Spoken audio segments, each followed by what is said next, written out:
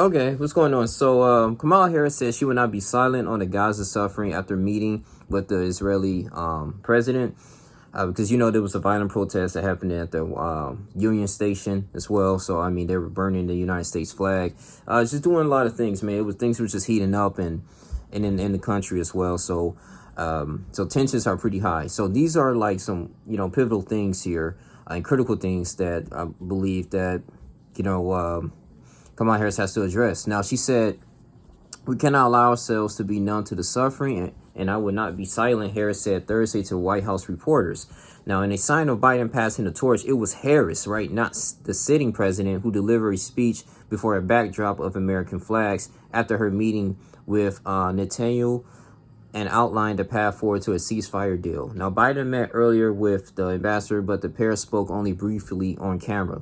Harris called her talk with the ambassador, the prime minister, acknowledged how the conflict began last October when Hamas militants infiltrated southern Israel and murdered some 1,200 people, with an estimated 250 taken captive back to Gaza.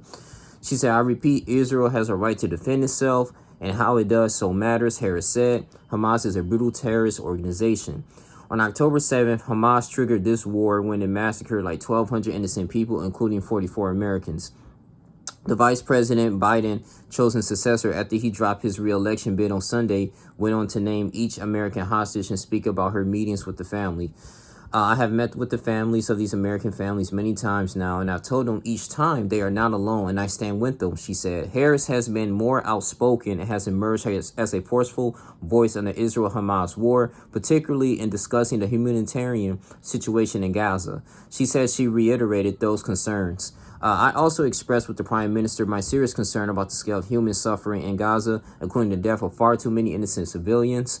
What has happened in Gaza over the past 9 months is devastating." So they declined the speech to Congress on Wednesday. There was Israeli ambassador due to a scheduling conflict.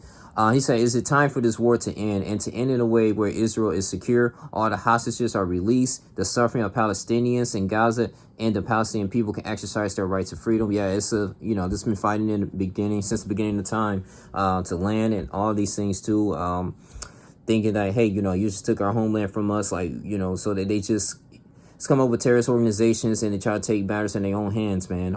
It's financially exhausting to them, and it's a very sensitive thing. You can see why people kind of sign with Palestinians here that's, live in the United States, and people sign with Israel, this God's given nation. But it's a very huge thing. But I think this is the Biden administration, that they did generate a lot of money. So, to these wars as well.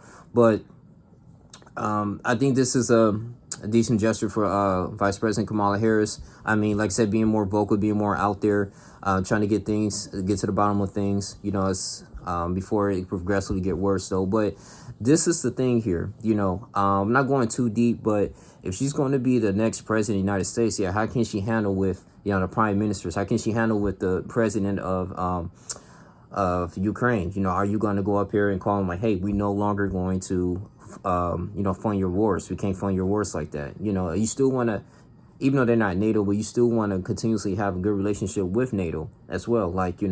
So we have European allies.